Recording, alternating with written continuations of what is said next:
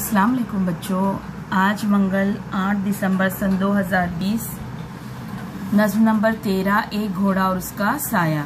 ये नज़्म हम पढ़ चुके हैं, समझ चुके हैं, इसके मुश्किल अल्फाज हो चुके हैं। आज हम इसके एक जुमले के जवाबात लिखने जा रहे हैं। सबसे पहले एक अल्फाज मानी देख लीजिए। ऐबदार यानी खराबी वाला, बिदकना यानी डरना, अनहुई जो ना हुई हो, वहमी वहम करने वाला, यहाँ मुराद डरने वाला, मिजाज पूछना यानी हालत पूछना। वहम करना, वहमी का क्या मतलब है देखिए यहाँ पर भी बताया गया है नज्म में। इस नज्म में घोड़ा कहता है कि आदमी बड़ा वहमी होता है।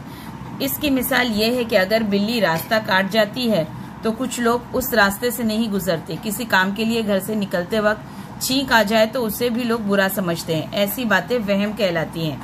वहम कहलाना यानी ऐसी बातें जो नहीं होती होगी। भाई छींकना, कोई बाहर निकल रहा है छींक दिए तो कुछ काम बुरा हो जाएगा, बिल्ली ने रास्ता काट दी कुछ बुरा हो जाएगा, ये वहम है। इसका असल जिंदगी से कोई लेना देना नहीं, तो इंसान वहमी है, ये ऐसा घोड़े ने कहा। तो आज हम इस सबक के एक जुमले के जवाबात करने जा रहे हैं बेटा। देखिए सवाल, एक जुमले में जवाब लिखिए। पहला, घोड़े में क्या ऐब था? जवाब, घोड़ा अपने साये से बार बार बिदकता था। सवाल नंबर 2, आदमी ने घोड़े को डरपोक और नादान क्यों कहा? जवाब, घोड़ा अपने ही साये से डरता है, इसलिए आदमी ने घोड़े को डरपोक और नादान कहा है। सवाल नंबर 3, घोड़े ने आदमी के लिए कौन सा लफ्ज इस्तेमाल किया? जवाब, घोड़े ने आदमी के लिए वहमी ये लफ्ज इस्तेमाल किया।